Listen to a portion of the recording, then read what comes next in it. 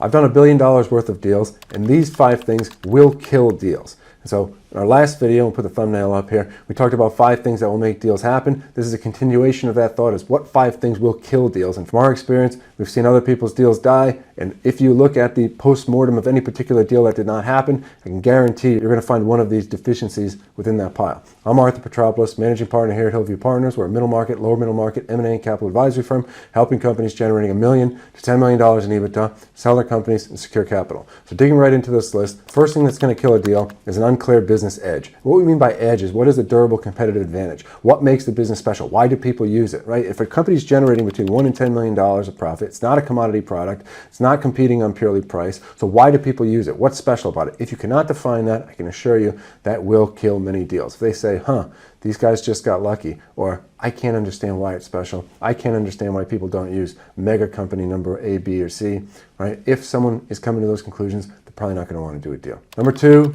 call it the labyrinth of financials. If we have the financials here and the reality that someone wants to put out there of the adjusted or normalized financials are here, and we cannot bridge A to B, people are going to be suspect. And if they're suspect about the financials, they will be suspect about every single thing within the company. And so if we are going to normalize EBITDA, which we do in every situation, to show what is the true cash flow generating power of the business, we need to have a very clearly defined bridge from A to B, define those characteristics, and you can be aggressive about some of those characterizations, and those are things that are going to be negotiated or discussed. However, it does need to be clear and transparent. Number 3, wishy-washy objectives. If someone says, well, I might want to sell, but I might not want to sell, and it's okay if there's multiple objectives. If someone says, I'd be okay selling the whole company, the majority of the company, or even a minority of the company, that's fine. Those things can coexist, and there can be different paths reaching out from each of those parties. There can be different strands reaching out, or different lines in the water trying to pursue these kinds of ideas in parallel. However, the whole concept of do I want to do something cannot be wishy-washy when you're out in the market. People can sniff out, and the people that are buying companies, the firms, the family offices, the strategics, if they get the sense that someone's not a real seller, in the sense that they don't want to actually transact, and it doesn't mean you have to transact at any price, but if there's not a way in which you would readily transact, they will fade the deal. They will start to go away and say, this isn't a good use of our time. Because again, everybody's in the business of allocating time, of allocating bandwidth, capital, resources, team members, and so if someone doesn't feel that an effort can yield a result, and rightfully so, they're just not going to put the effort there. Number 4 is no process. And our competitors, I won't name any of them here, but the other people that function how we do, whether it's nationally and internationally for middle market M&A, a lot of times the process is effectively lobbing things out to a mailing list, posting things on a website, telling people, hey, we've got this stuff for sale. If you're interested, come on over to the yard sale. And what we find is that lack of a process in itself minimizes the probability of getting to an outcome. And even when you do get to an outcome, the probability that that outcome is going to be an optimal one is incredibly low. Because again, people are not in a lockstep process. They're not moving forward at the same speed. They're not competing against each other. They don't have deadlines, contingencies.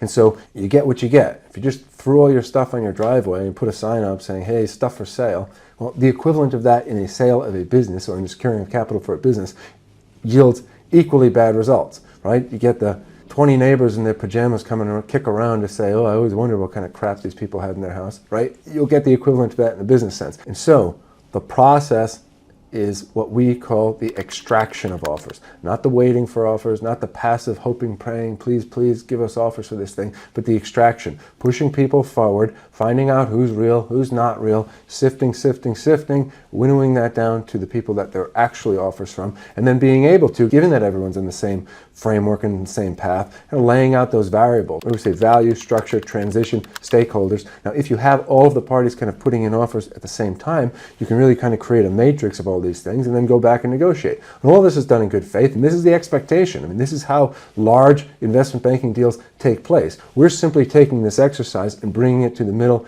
and lower middle market, where it is painfully lacking in many ways, and we've seen the results of that. And so number 5, and the biggest deal killer that you'll see in anything, is wasting time.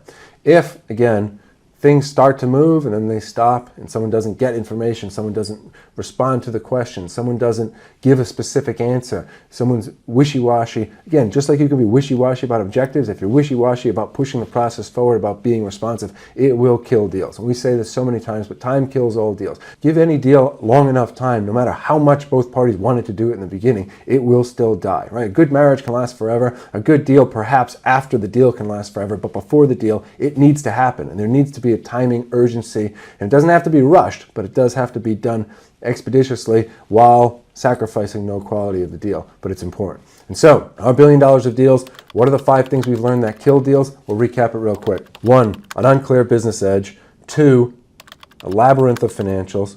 3, wishy-washy objectives. 4, no process. And 5, wasting time.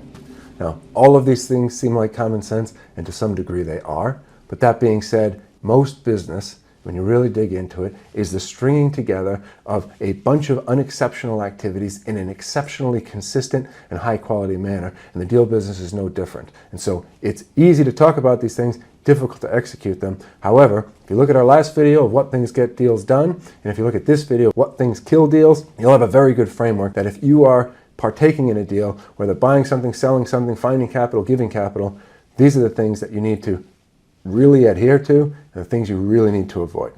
So that's the thought for today. Hope the week continues to go well. Keep pushing forward. God bless. See you next time.